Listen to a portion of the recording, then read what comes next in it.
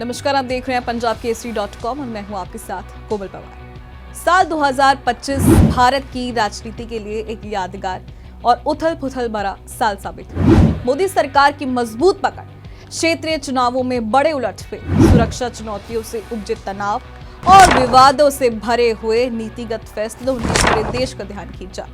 दिल्ली से बिहार तक चुनावी जंग, जम्मू कश्मीर में आतंक और जवाबी कार्रवाई, लद्दाख के आंदोलन, SIR तथा जाति जनगणना जैसे मुद्दों ने राजनीतिक माहौल को गर्म किया। आज हम लेकर आए हैं साल 2025 में हुई 5 बड़ी राजनीतिक खबरें, जिसमें जीत, हार, विवाद और नए मोड़ की पूरी कहानी है। चलिए शुरू करते हैं इस राजनीतिक रोलर कोस्टर की यात्रा। सबसे पहली खबर दिल्ली से जुड़ी हुई, यानी दिल्ली विधानसभा चुनाव। 27 साल बाद बीजेपी ने आम आदमी पार्टी को हराकर दिल्ली में सत्ता हासिल की। बीजेपी को 2/3 बहुमत मिला, जो मोदी सरकार के लिए बड़ा बूस्ट था।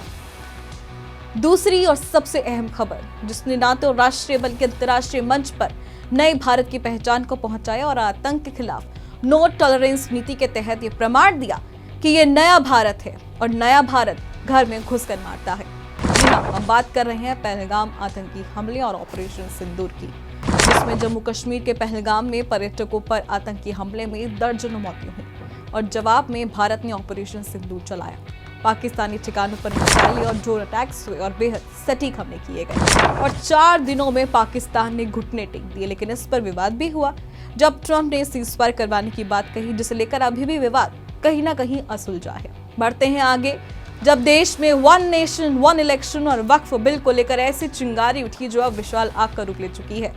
1 नेशन 1 इलेक्शन और वक्फ बिल, यानी संसद में एक साथ चुनाव कराने का बिल पेश हुआ।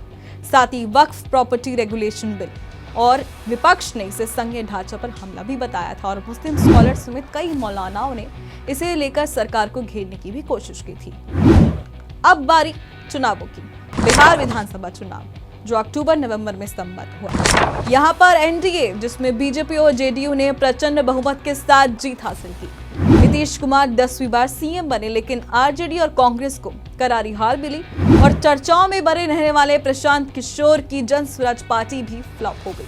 अब बात उपराष्ट्रपति के पद की, जब ये खाली हुआ और नई नियुक्ति की। बता दें, जब जगदीप धनखड़ के इस्तीफे, जिन्होंने कहा था कि उनका स्वास्थ्य ठीक नहीं है, उन्हीं कारणों की वजह से उनका जो पद था वो खाली हुआ और बाद में नई नियुक्तियां हुई, जो पूरी तरह से राजनीतिक हलकों में कहीं ना कहीं सियासी केंद्र भी रहा था। इसके बाद बारी SIR की, जिसने सियासी गलियारों में ऐसा तूफान मचा रखा है जो थमने का नाम नहीं ले रहा है। और इसी को लेकर राहुल गांधी ने ECI पर वोट चोरी के आरोप भी लगाए, फेक वोटर्स और रोल मैनिपुलेशन का दावा भी किया। विपक्षी प्रदर्शन हुए, लेकिन कोई ठोस सबूत अभी तक भी नहीं मिल पाया।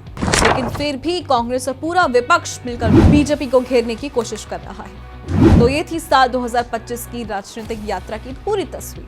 चुनावी धमाकों से लेकर सुरक्षा संकटों, नीतिगत विवादों और सामाजिक आंदोलनों तक मोदी सरकार ने चुनौतियों के बावजूद अपनी पकड़ मजबूत रखी। लेकिन विपक्ष और क्षेत्रीय मुद्दों ने भी कहीं ना कहीं जोरदार आवाज उठाई। ये साल साबित करता है कि भारतीय लोकतंत्र कितना जीवंत और गतिशील है। आने वाले साल 2025 में और क्या क्या नया होगा, या क्या क्या 2026 नया मोड़ लाएगा, ये देखना वाकई दिलचस्प होगा। फिलहाल इस साल में आपके साथ क्या क्या कुछ रोचक हुआ, हमें कमेंट सेक्शन में जरूर बताएं। फिलहाल अब सिर्फ इतना ही, लेकिन देश और दुनिया की तमाम खबरों के लिए आप देखते रहिए punjabkesari.com। नमस्कार।